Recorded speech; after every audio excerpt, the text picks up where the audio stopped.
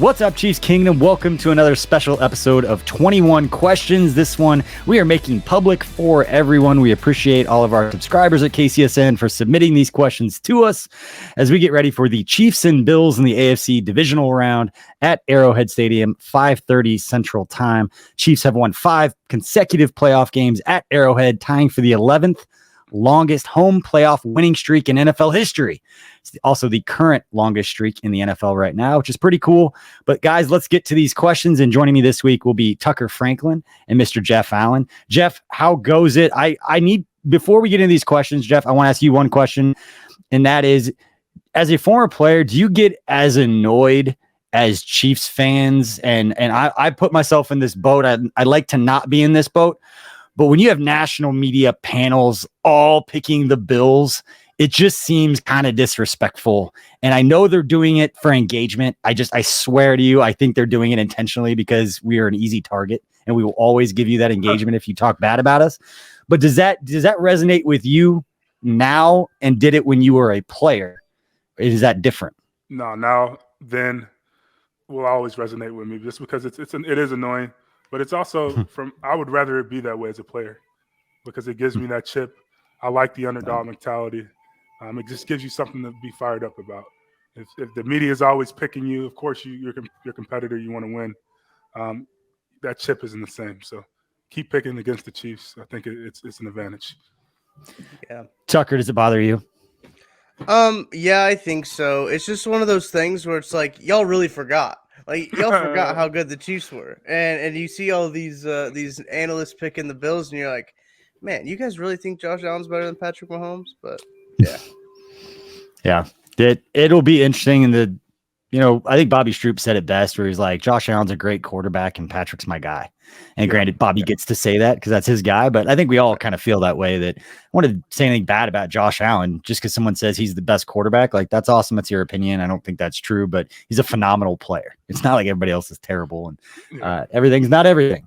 All right, let's get into these questions, guys. And this first one, Jeff, let's go with you. And this is from Rugby Fox. Who has a bigger chip on their shoulder for this Bills rematch, the Chiefs offense or the Chiefs defense? And I'm assuming that's coming off that week 5, 38-20 loss where Josh Allen had 315 yards, 4 touchdowns. And we saw the offense struggle at different times. A couple of the crazy bounces didn't go their way. But yeah, I'm definitely going to say the Chiefs defense. I mean, that was one of those ones that was embarrassing that you don't want to watch the film on Monday. We got dominated in all phases of the game, but defensively in particular, Josh Allen looked like Superman. I mean, he running the ball well, could do anything at any time. So defense for sure.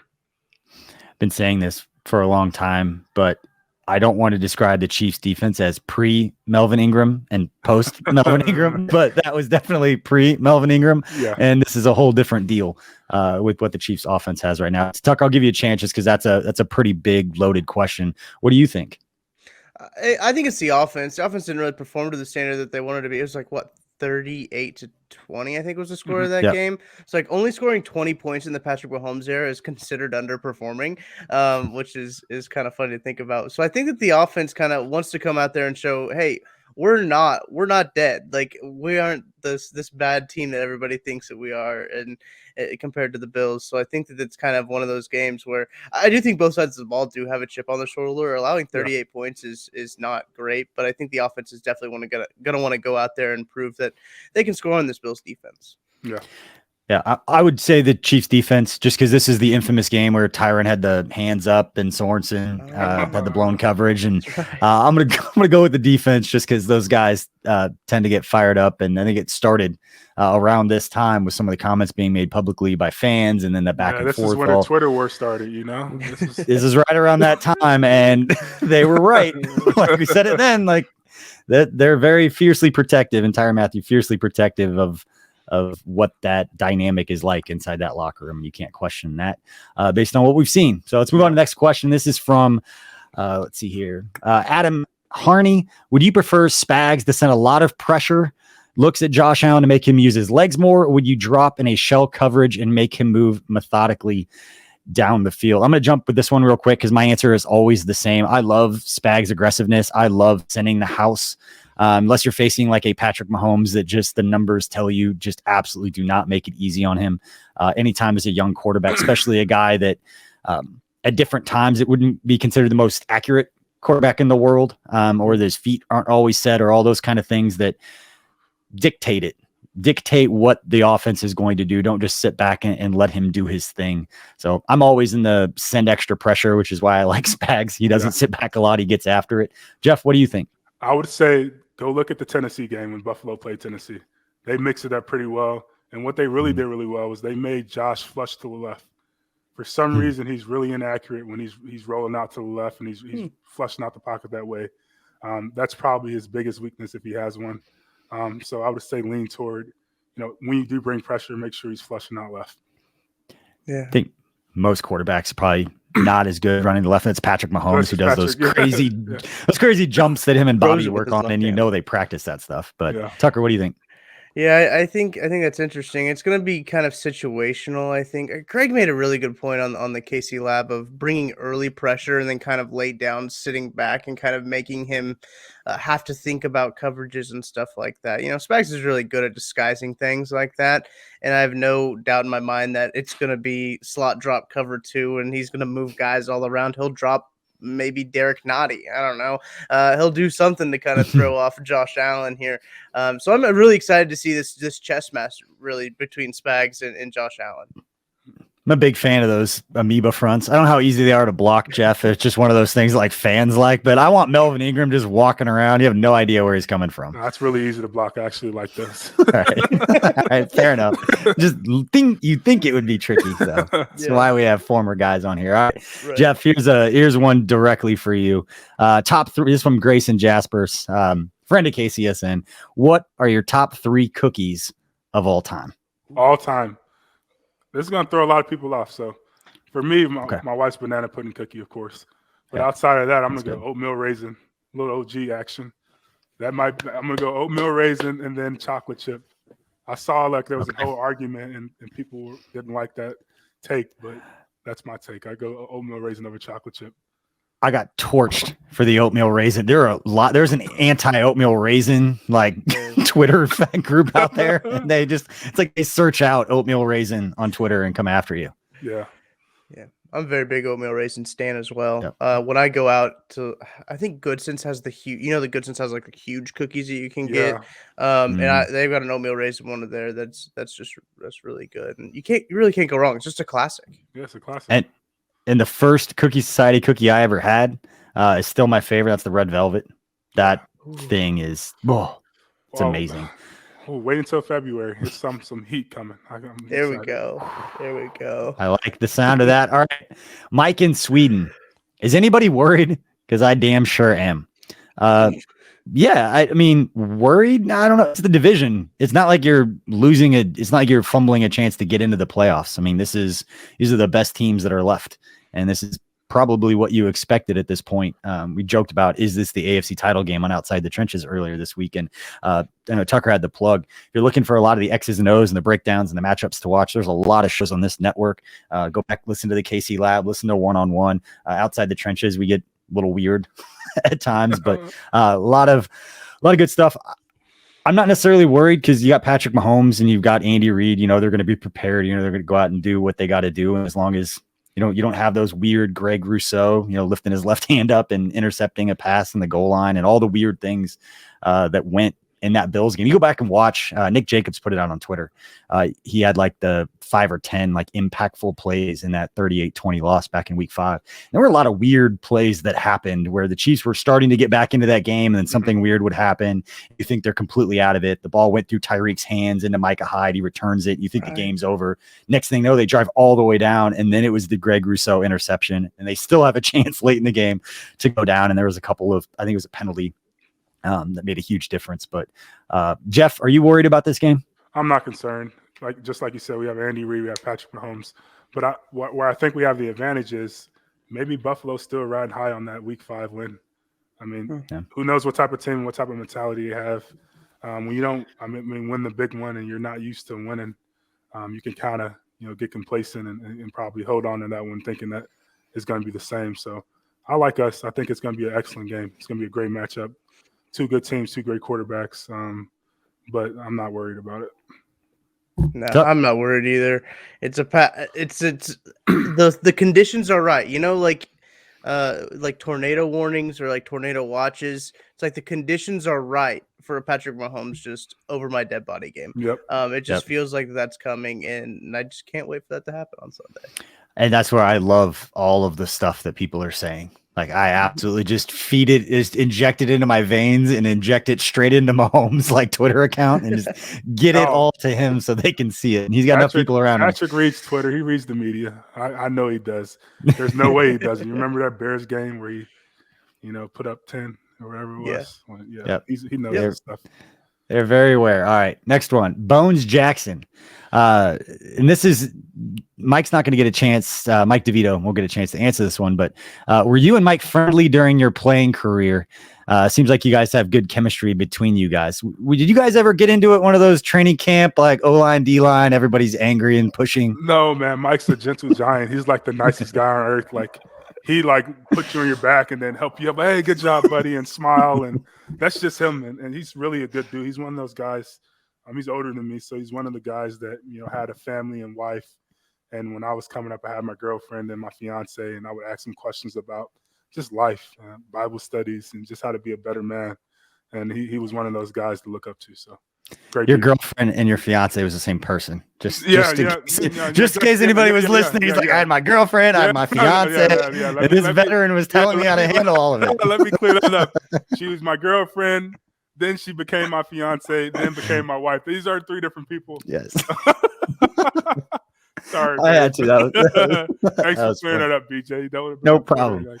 Hey, you never know. Yeah. So, and Jeff, you every once in a while, whenever there was a dust up in OTAs or guys were pushing and screaming, I'm not going to say that there weren't a lot of times I was like, Jeff's probably in the middle of that somewhere. Oh, yeah. I definitely that. started a lot of stuff, but Mike was so nice that you can't start anything with Mike. He was a good dude, man. Yeah. And I will say, and I've told the story before and go off topic. There was one day, and I think it was the day that I decided like Jeff Allen is one of the nicest players that I've ever worked with. It was an OTA day. It was about 115 degrees outside. And I had this really important like video at the time. It was like, I've got to do this video. Like, it's my responsibility. I got to get this. And I have to get an interview with a player.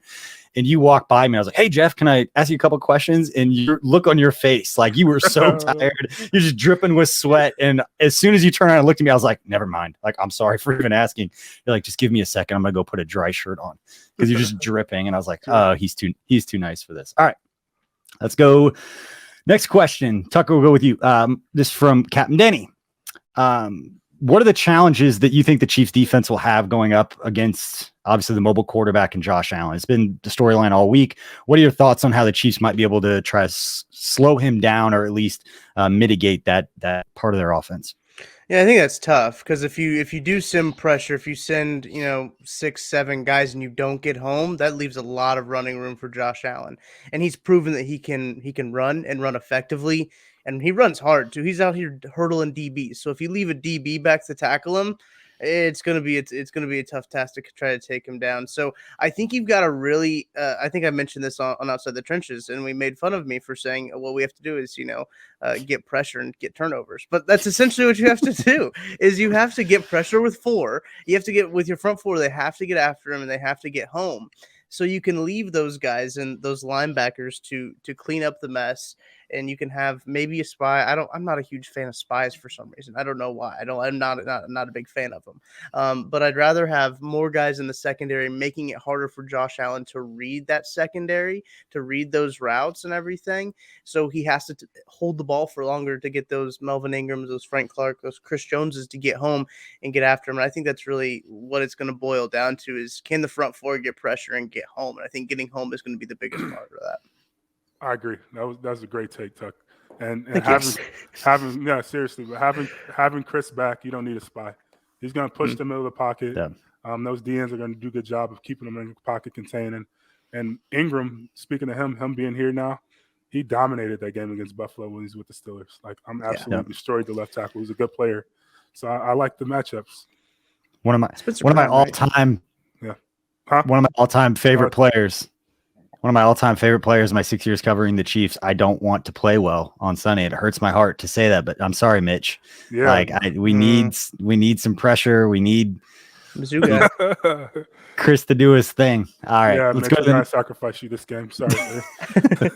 All right, this one's Jeff's for you. Did you ever throw around a likely Defensive Player of the Year winner like TJ Watt, like we saw from Nick Allegretti on that touchdown catch last week? I got JJ Watt pretty damn good when I was with the Chiefs. Like I got him pretty good. It was me and it was a double team, so it wasn't just me, but we ragdolled him, knocked his helmet off, and he was pretty pissed about it. And we had some conversations about it when we became teammates. So that was pretty cool. He remembered. Yeah, he remembered, man. Like I knocked his helmet off. Good. He was like, "You're just mad because you're not better than me." Well, yeah, I'm like, yeah, I'm probably not, but I got you this time. I got you this I'm the time. one standing right now, buddy. So, all right. Next question from Cypher. Do you think playoff performance will make or break time in KC for Robinson, Hardman, Pringle? Why or why not?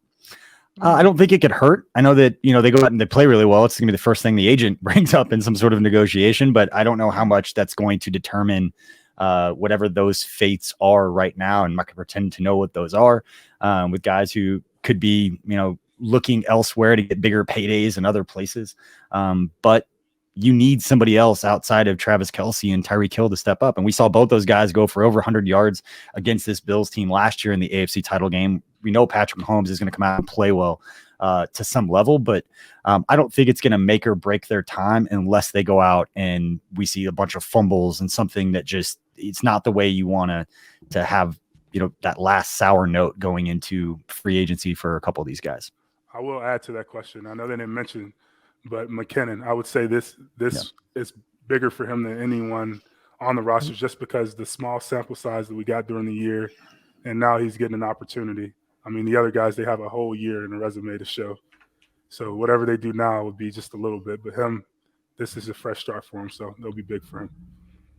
Yeah. All right, we got another play. Going to get another chance to talk about it, Jeff. But KC from KC, please, Jeff, discuss what all of us will remember as the Allegretti play from both sides of the ball. Like, take us through what was going through your mind when you saw that play?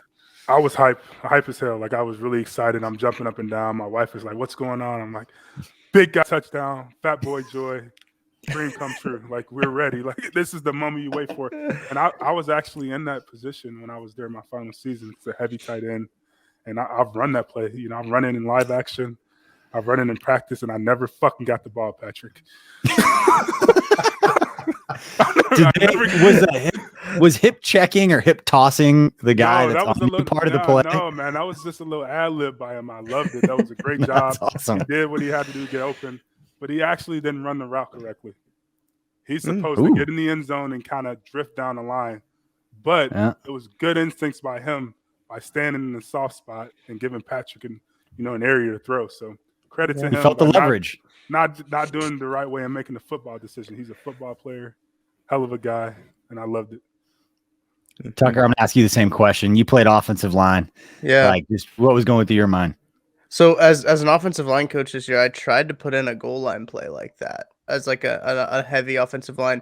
We just didn't trust our kids to, check in and report as eligible. So that's when we were like, okay, kind of gotta scrap that one. But no, I think that's perfect. And I love that Patrick said that he was like the fourth read on that play.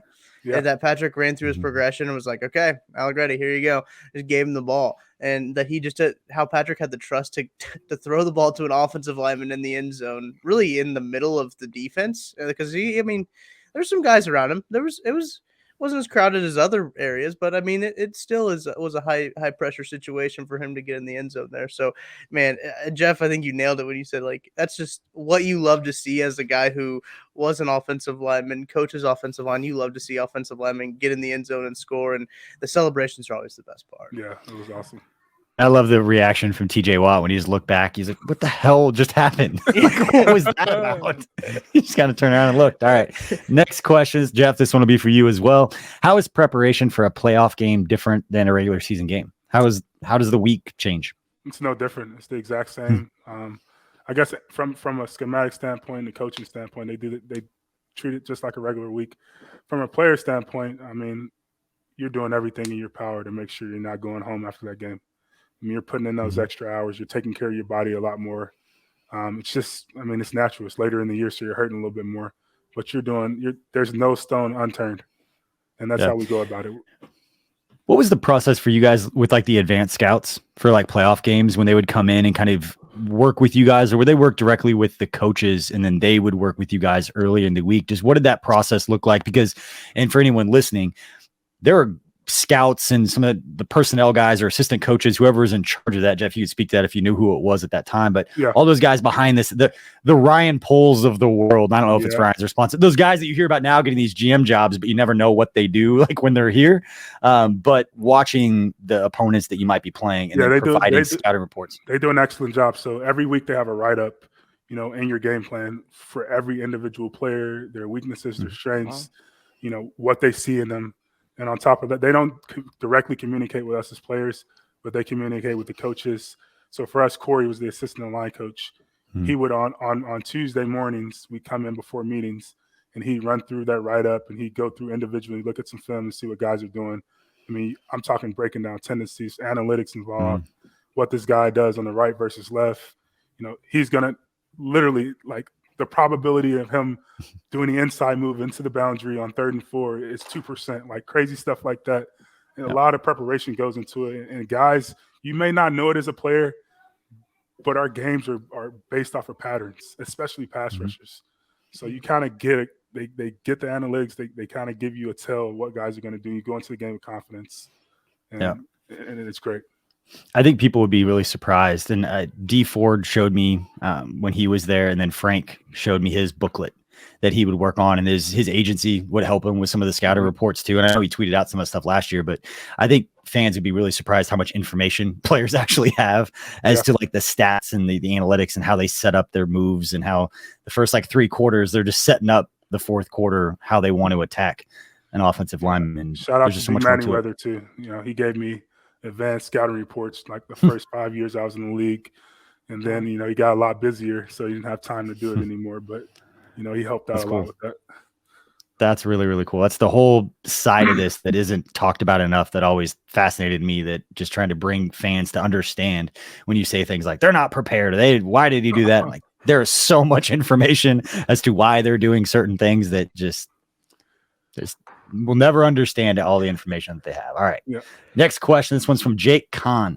The running back situation. Tucker, we'll go with you. What happens with a fully healthy Clyde Edwards-Helaire and Jet McKinnon? And we don't necessarily know about Darrell Williams' status. He's questionable going into this game as the time that we record this podcast. Does it hurt or help us to have all 3 of those guys? Just what are the pros and cons going into this game Sunday night? No, I think it does definitely benefit you. I think those are 3 like different, totally. I don't want to say totally different styles. I don't think they're that contrasting, but they are different styles of running back. Clyde being healthy, I think, is really big, and it's already confirmed. I think James Palmer tweeted out that Clyde is going to start, and I think we'll get a heavy dose of Jerick McKinnon, because Jerick McKinnon is put on these last few games.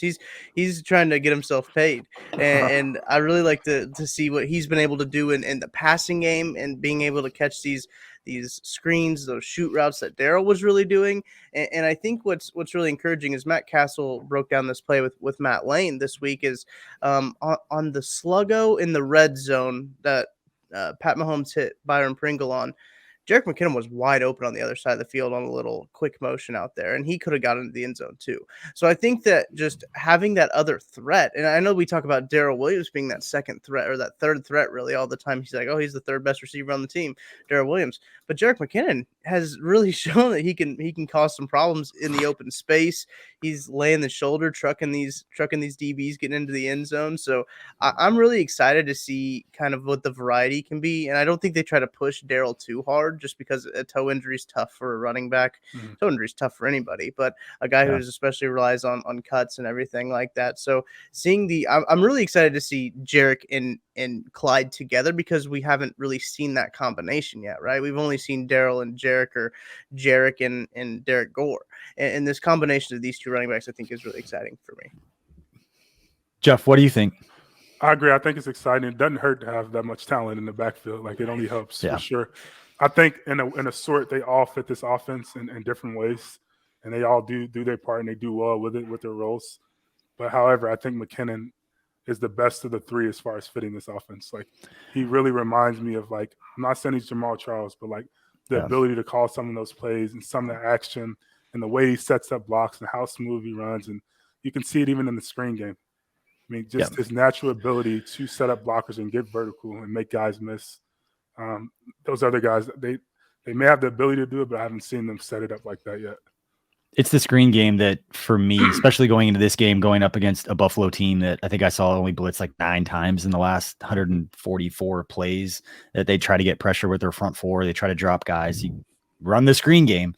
And we talked about it, and we haven't seen it in the 2 years with Clyde yet. But maybe it's Jet McKinnon, because Andy Reid is so good at scheming those guys to get a little bit of space, get the right angles, and he's got the ability to get a chunk play, which is what you want from that side of the football, or excuse me, that part of the game. So, all right, next question from Will Yoder. This one's for me. Having been in the locker room, when you see this offense stall out, what do you see as the issue most often? Execution, play calling, or something the defense is doing? It's the answer. Everybody wants an answer when something isn't going well. And I have a very cliche answer in that it's a choreographed dance with 11 of the best athletes in the world, all trying to go different directions and do different things. I liken it to like when Steph Curry misses a 3-pointer and everybody wants to stop and spend a week breaking down why he missed that 3-pointer. It's like, sometimes it's execution. Like, sometimes, Patrick Mahomes and Travis Kelce don't complete a pass because they just aren't on the same page as far as where the defensive player was, where the leverage was. He thought he was going to turn. He thought he was going to go inside, outside. It's just a matter of being on the same page, and sometimes they're off. So when it's not working, it's just simple execution to me. It's not this huge thing. It's just the play didn't work. Just like he missed the 3-pointer, get back and do it again. If you do it often enough, they're going to figure it out because they have that much talent. And because, Jeff, to your point, they spend so much time working on the details of these little things that it's just a matter of, you're going to run 55 plays. 5 or 6 of them might be bad execution and everybody gets frustrated about them. But the other 40 are going to be done really, really well because they focus on the details and they have more talent than everyone else. Facts. So, sorry, that was my boring answer. Tucker, you got anything to ask? All right, anything to add? Not really. I mean, I don't really have the experience that you two guys have with the NFL offense, but just offenses and just football in particular is just such a team game, and really depends on both sides, right? Like you can I had this happen this year when I was coaching high school football. You can prepare for a defense, right? They will show on film that they do a defense, and then they come out in something completely different, and then you've got to adjust to that. And it's a lot of adjustments, and I know you get more information as the year goes on, but I think it's a lot harder than people think when it comes to just like execution, and that's a huge part of the game. But like the execution might be the hardest part. Wasn't that a Bill Belichick thing where, was it us or somebody else a few years ago, Jeff Maben, when you were playing, we went and faced them and all of a sudden they went like 4 down, like they played a 4-3. They hadn't played like a 4-3 all year. That was a playoff game. So like we went and played. All of a sudden they did something they had not done the entire season. I remember that. I think that was 2015. We went up there. We were preparing for 3-4.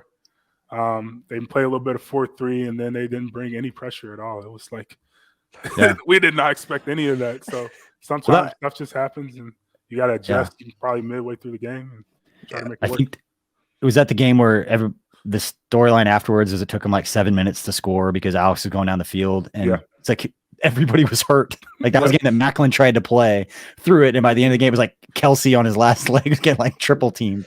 Anyway, all right, let's move to the next one. This one's from Rugby Fox. Tucker, will go with you. How does an early regular season loss impact your mindset in the playoff rematch? Does it get you extra? This question was from Mike DeVito, but does it give you extra fired up knowing that we lost to the team back there in week 5, Tucker? I think so. I think it gives you a little bit of extra motivation. These two teams are completely different. I think we've emphasized that enough this week throughout on this network. But man, I know if you lost this team, especially you beat this team in the AFC Championship, right? They beat you in the regular season. The regular season is just kind of like, okay. It doesn't really mean a whole lot, especially week 5. Teams are still trying to find their identities. But I mean, yeah, if you're a competitor, you don't like to lose. And I think that's going to be the kind of the biggest thing is this team got you once, and the Chiefs have lost to every other team in the AFC in this left in this bracket. So it's going to be kind of the Patrick Mahomes, the Chiefs redemption tour, I guess you could say. So I think that these guys are competitors and they're going to have a chip on their shoulder. All right. Jeff, I'm going to give you this. We're all going to answer this one because this might be the toughest question that's in here. This is from Anti-Law Lawyerif. You can only re-sign one of these players this offseason. Byron Pringle, Jet McKinnon, or Darrell Williams. Damn, that's a tough one.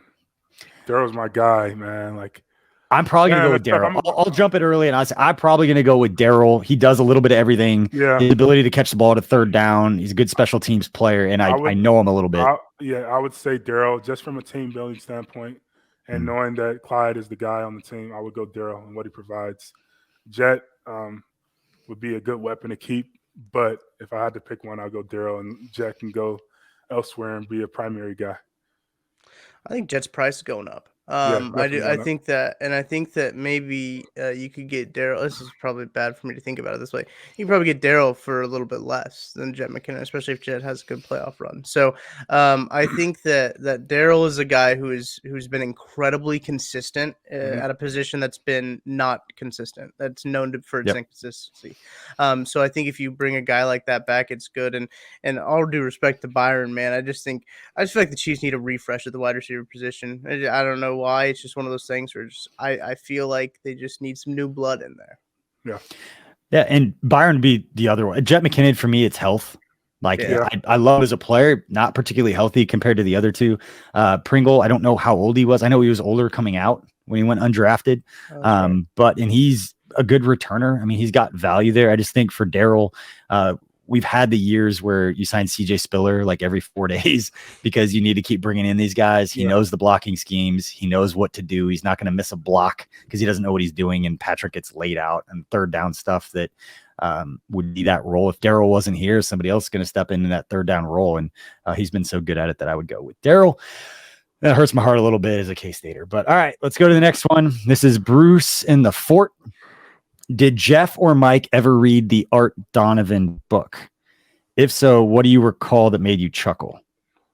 That I didn't read it. Sorry. I didn't either. Read it. Tucker? Maybe I have to read it.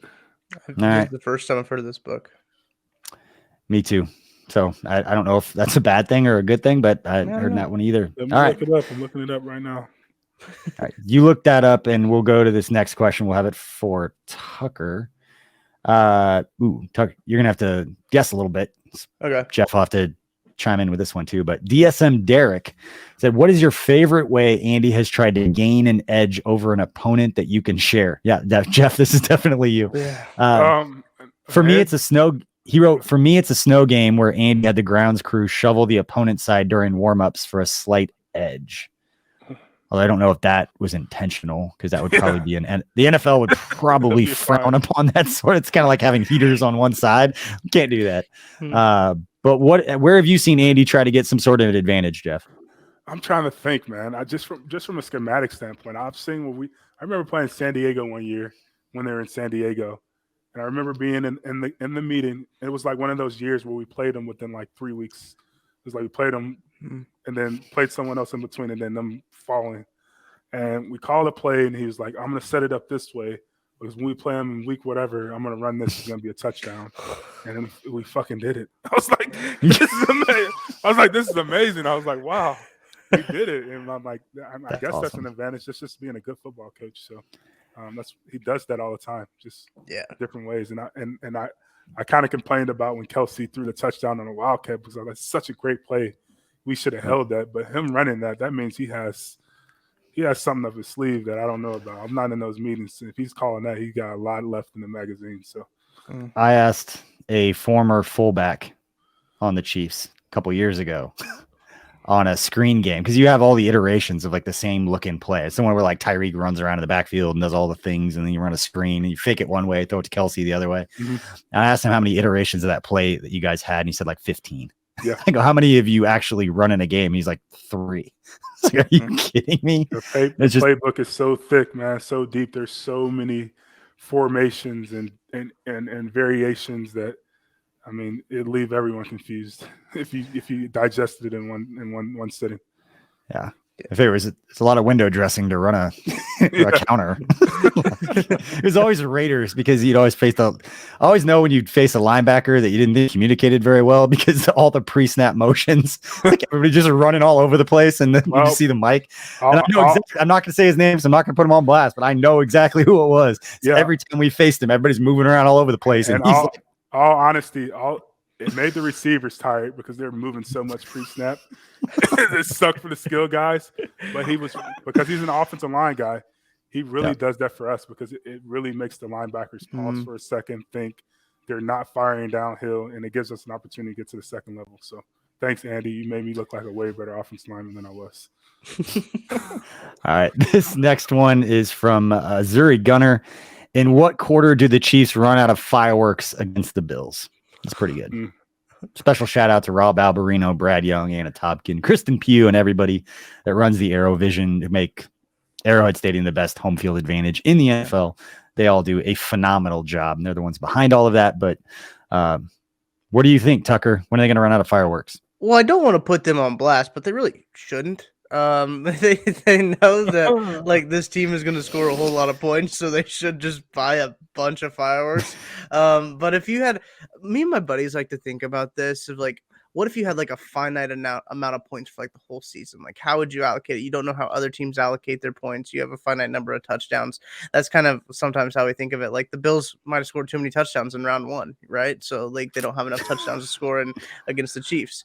We're kind of stupid. But so I think when you think about that way, fireworks wise, you got to think that you're stocking up for a 40-point game, because this game, I think everyone's talking about like the offenses, right?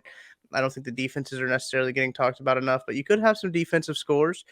So I think this is going to be kind of a high-scoring game. So let's say that they run out of fireworks early fourth quarter.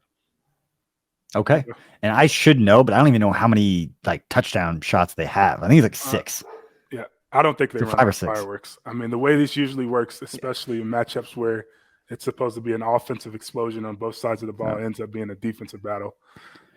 So I want it to be high scoring, but it may end up being one of those type of games.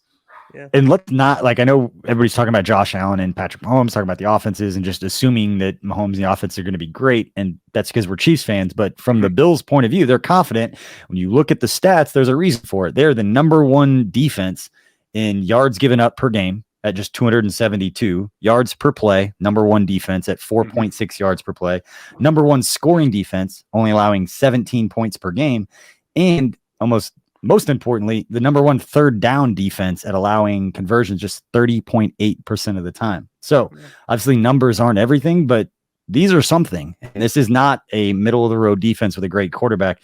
This is statistically the best defense in the entire NFL this season that the Chiefs will be going up against. Will be a battle. Trying to get back. AFC title game. Absolutely. All right. Jeff, let's go with you on this one. This is from Josh Brager. What's one thing you'd wish Andy Reid would improve on after these last few seasons with Patrick Mahomes? Improve on? I don't know. I would say they've been doing a good job of it. It's just Patrick having the ability to trust the integrity of the pocket, the interior of the pocket. He has 3 of the best guys in the league now. But you also don't want to mess with him because, I mean, that's what makes him great. Him doing those plays outside of the pocket, spinning around, double spin, step up, step back, 70 yards to Tyreek. So do what you do, Patrick. But sometimes you wish that you just step up a little bit. Tucker? Yeah, I think that coming into Kansas City, maybe I think a lot of people regard Andy Reid's biggest weakness as his time management. And I think he's gotten so much better at that from when he first started in 2013. And we've seen just like some moments of like, whoa, I would have tried to score before halftime, not taking a knee there, stuff like that. But I don't think that that's really been a problem as of late. Now, knock on wood, that not being a problem. But yeah, I think that like, I don't know if there's much that he really maybe more deep shots. I think that's what we all like to see is Patrick Mahomes take the top off the defense a little bit more. But I think that has to do with how the defenses are playing Patrick Mahomes more than what Andy Reid is calling. So yeah, and Jeff, you correct me if I'm wrong, but I feel like a lot of the stuff with like time management is also the system and the processes in place, and that who's calling the 2-minute offense and who's looking at the clock and who's worried about that. That shouldn't all fall on Andy Reid being the head coach. So I know back when Doug was there that there were times where either Doug or Nags would call like 2-minute, like they had special, like you've got the 2-minute that way. Coach Reid can be worried about timeouts or focused on something else. And I know the play calls and all that stuff. It's a different situation within the 2-minute. Is that fair assessment? Yeah, that's a fair assessment. And if you look at the game copies and you look on the sideline, you always know who's calling the plays. They mix it up. And it's always who has the play sheet, and they're usually covering their mouth. Last game, EB was primarily calling plays. So just pay attention to that. So you'll see it. And just because Andy Reid could be calling the plays doesn't mean that Bieniemy is still not the ones relaying them in there. Just because he's talking to somebody does not mean he's necessarily the one calling the play. Yeah, it just depends. Like you can tell though. You if you've been in the building. Well, you know. Yeah, I know exactly. They both. It's the same system, but everyone has a different style. Yeah, and I'd say the one thing that bothers me about Andy Reid is that I want him Googling things, and follow me here for a second, everyone. So like last week when we had the tight end threw a touchdown, offensive lineman caught a touchdown, and it was like a combination that had never happened in NFL history. And it's like, of all the games that have ever been played, these things never happened. I just like to picture Andy Reid as a guy who just sits in his office 2:00 in the morning. He's like, what's something that's never happened in an AFC divisional playoff game? It's like, like left guard throws a touchdown to my quarterback. Like, let's get it in there. Like, I want more of that from Andy Reid, more of the superlatives, so we can be like, he is doing things that have quite literally never been done. And I want more of. He brought the jet sweep back into the NFL. And he got it from watching MAC football. I remember when we started running it in Kansas City. We had Dexter McCluster, and we're running jet motion and giving him the ball. And I'm like, this is crazy. I got it from Tuesday night MAC football.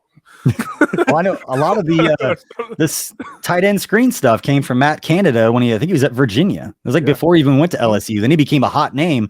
I remember talking to Nags about that. He's like, we got all that from the college. Like everybody just takes everything else and what they like. So, all right, next question, Tucker. How does the Pittsburgh D compare to the Bills D? It doesn't. I know it's probably a lame question, but like TJ Watt's good, but I don't think that the front, the Pittsburgh front is better than the Bills front. Secondary wise, they've got Micah Hyde, they've got Poyer, who's a stud, but like other than that, their cornerback room's kind of thin with Tre'Davious White going down, and which. Stinks when you play a team and they're not full strength. I really wish both these teams were at full strength so we could see both of these teams potential. But it's good for the Chiefs that Tre'Davious White's not playing and Matt Milano will be back on the field. I know that the last few times they haven't played, so I think that that's going to be really interesting to see. But I do think that this Bills defense, BJ, you just listed off all of the categories that they're in. They don't really compare. TJ Watt's a stud. He'll be the defensive player of the year, but I think that's Yeah, and then Tremaine Edmonds, the guy that hopefully his name's not called a lot, but I love that dude coming out of the draft. And there was a scout that was with the Chiefs years ago. He's not there now. He's an area scout that coming into that draft said that Tremaine Edmonds was his favorite player in the draft. And so not necessarily a Chiefs guy they were going after, nothing like that. Just the guy that he really, really liked. It's the Predator, like 6'4" middle linebacker who can run. All right, Jeff, this one's for you. Got 2 questions left. And Jeff, this one is for you. Do players know that this is a quasi AFC championship game? And do you think players think that way and listen to the noise in the playoffs? No, we're just literally worried about winning the next game. So we're in the moment. We're going to win this, especially in the playoffs. It's one game at a time. You don't even know who you're going to play next. You focus on that one game. You focus on the objective, and that's winning it. And it's a part of the process. So you're not really looking that far ahead. You're looking at the moment. How much are you watching? So we're recording this before the Titans and the Bengals play.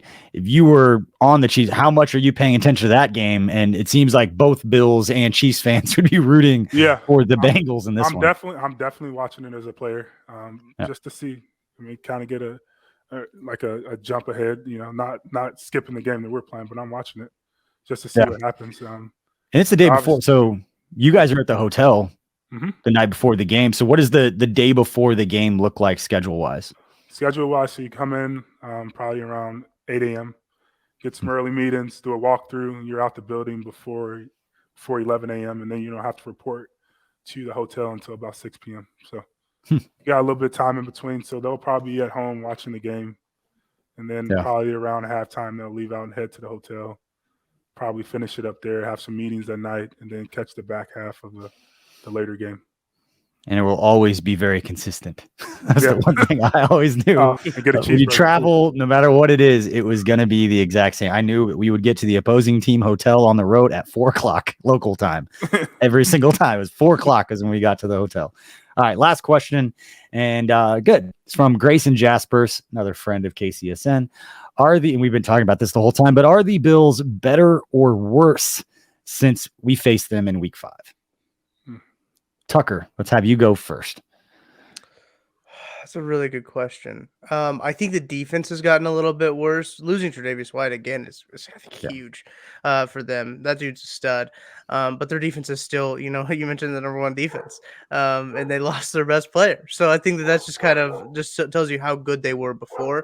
Offensively, I think Josh Allen has kind of evolved as the years gone on and maybe devolved in some points too. He's had a weird up and down year of like he plays really good and then the next game he's not very good at all. So I think that's going to kind of come into play with that. So that's what I'm thinking about. I think they are a little bit worse overall, and I think the Chiefs are a little bit better than when they played the Bills. The Chiefs had a lot of injuries the first time they played. I went back and looked at like the inactive report, and like I looked at like who was injured. I was like, oh my gosh, this Chiefs team, the team that took the field doesn't even look like the Chiefs now, and I think that's gonna be a big factor in this game. I agree. Great take. that was a really great take. Like, I mean, I think Buffalo is they are different, but I would say they're still a really damn good football team. But at the time, week 5, they looked like the best football team in the National Football League to me personally.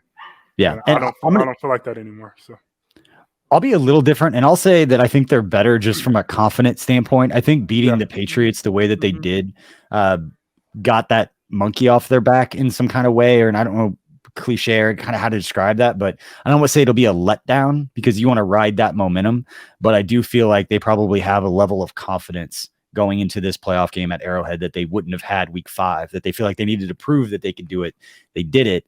And now they're going to be that confident team because they did beat us. And we can sit here and make excuses saying this guy wasn't here, that guy wasn't here. Well, I don't necessarily think players necessarily think like, it's not like Josh Allen sitting back being like, yeah, we beat him, but they didn't have this guy, and this guy. Like, yeah, I agree. That's a good take. I would say they have more confidence and more of a chip. One, because they beat us in week 5 like that, but more so because of the loss last year. In the championship. That was a big one. That was one of those ones where they had to give them the hump. So they're really looking at this like, we have to get over this hump. This is going to be our roadblock for as long as Patrick Mahomes is playing for the Kansas City Chiefs. So it's going to be a big one, man. Yeah. And we're excited to see it all come to fruition. And again, we will be going live at halftime during the game on all the KC Sports Network channels. And obviously we have our KCSN live post-game show from the Kingdom Bar and Grill in Overland Park, breaking it all down, hopefully talking about an AFC title game back at Arrowhead if the Cincinnati Bengals can take care of business. But again, make sure you are subscribed and that you are following all of our channels and everything at KC Sports Network, because we'll continue to break down all the latest news and updates leading into that game. We appreciate you for spending part of your Saturday or Sunday with us leading into this game, but we will see you next time. Go Chiefs. Hopefully we'll see you after the game talking about a dub. We'll see you guys.